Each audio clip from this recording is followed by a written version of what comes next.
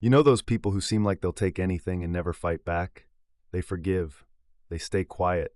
They let things slide over and over again. Until one day, they look you straight in the eye. There's no anger, no sadness, just this unshakable clarity.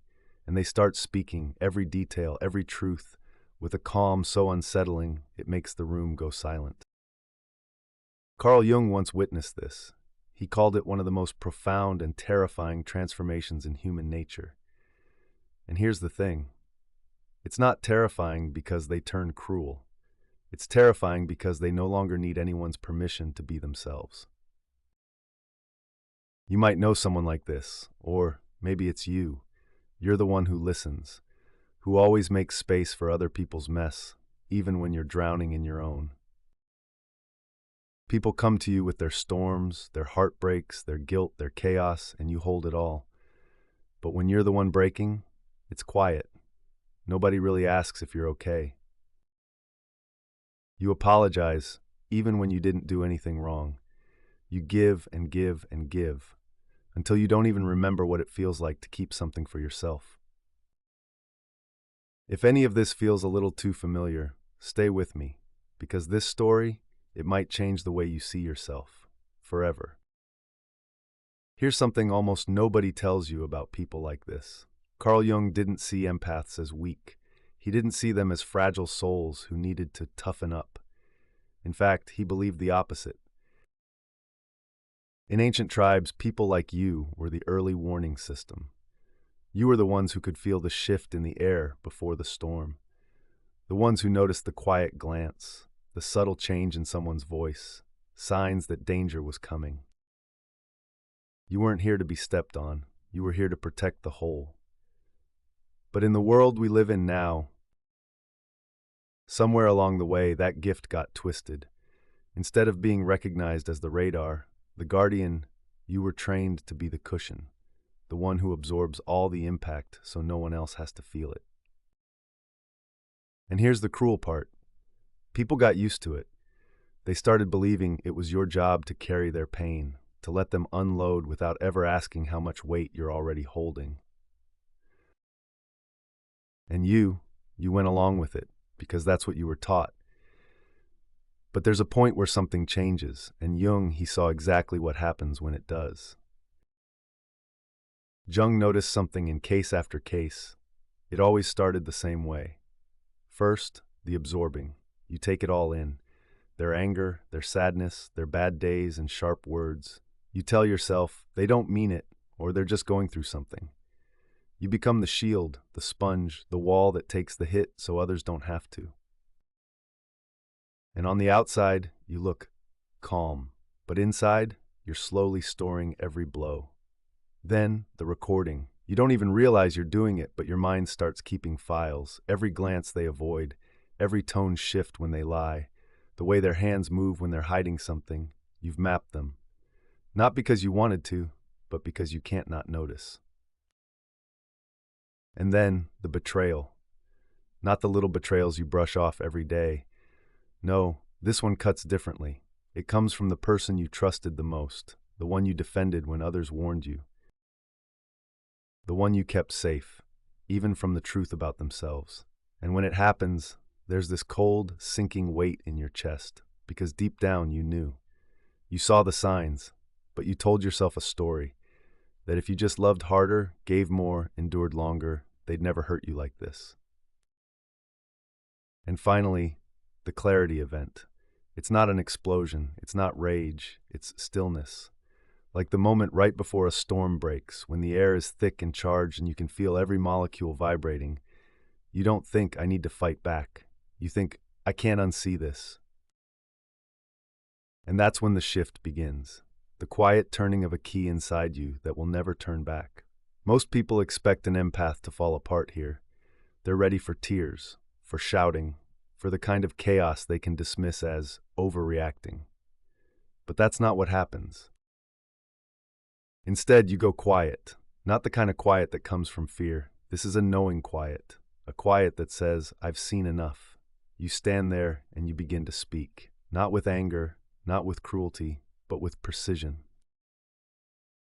You start laying out the truth piece by piece. Every pattern you've seen, every moment you've stored away, every lie that never sat right. It's not about revenge. It's about finally letting your perception meet your voice. Jung wrote that this is the moment when an empath integrates their shadow, when the part of you that notices everything finally steps out from behind the curtain. And once that happens, there's no going back to the version of you that stayed quiet to keep the peace.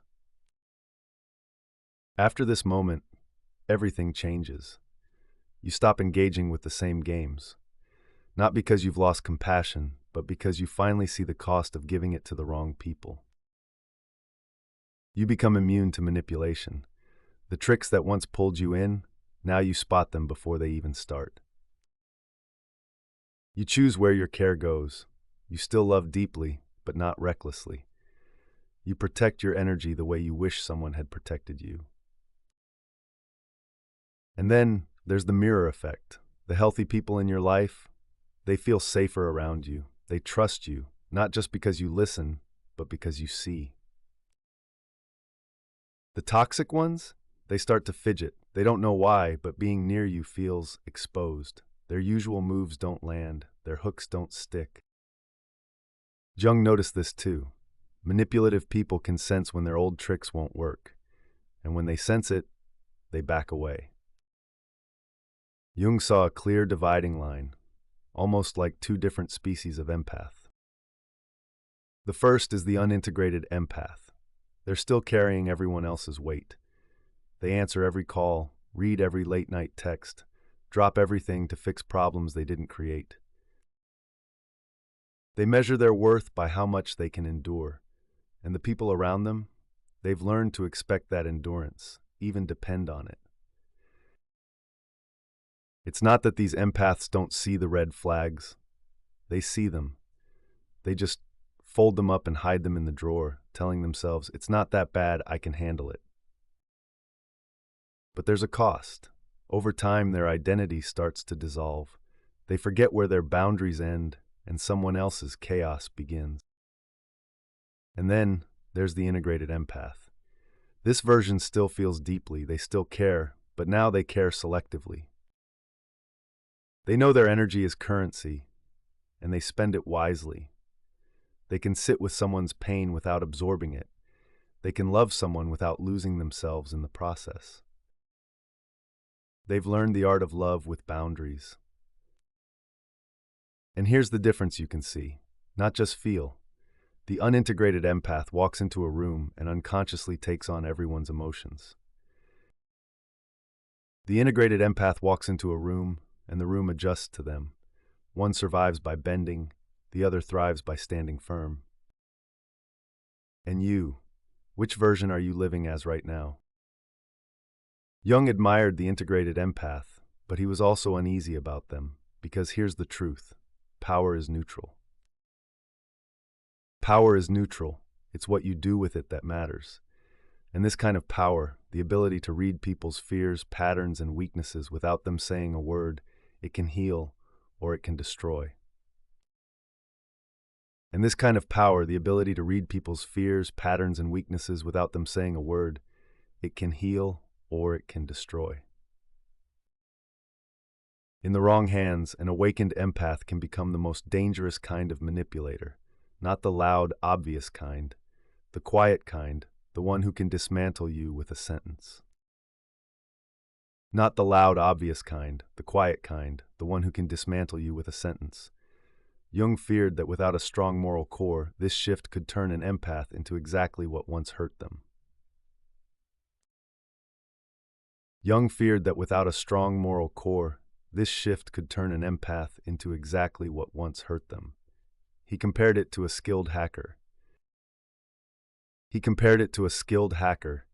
Them they can break into any system, but they can also be the one who protects it from being broken. And that's the choice every awakened empath has to face. Will you use this gift to build or to burn? Jung believed something most people never hear. Empaths aren't here by accident. You are not too sensitive in the way the world tries to make you believe. You are precisely sensitive enough to pick up what others miss, the undercurrent, the quiet truths, the things that, if ignored, can tear a life or a community apart. In the earliest human tribes, you weren't the weak link. You were the guardian, the one who could sense when trust was breaking, when danger was near, when someone's pain was about to boil over. Your gift kept people alive, but in the modern world, that gift gets mislabeled. People tell you to toughen up, to stop overthinking, to ignore the things you can feel in your bones. People tell you to toughen up, to stop overthinking, to ignore the things you can feel in your bones. And so you've been taught to shrink, to mute yourself, to let others speak over you, even when you already know what's coming. But an awakened empath doesn't shrink anymore. They reclaim their original role, not as the dumping ground for other people's pain, but as a conscious gatekeeper of where their energy flows. They use their insight to strengthen the good and to quietly block the harm. And here's the part that matters most. This isn't about becoming harder, it's about becoming clearer. Clear about who gets your trust, clear about where your time and heart go, clear about the fact that you are not here to save everyone. You're here to stand in your truth, so the people worth keeping can find you, and the ones who would use you can't reach you. That's what evolution looks like in human form, and it starts the moment you decide you will no longer apologize for seeing what you see and knowing what you know. If you've lived this shift, you know, you don't announce it, you don't need to. The right people feel it, and the wrong ones fade away. So if you've had your moment of awakening, drop this in the comments. I see you, but I don't need you. The world doesn't need more broken empaths. It needs awakened ones.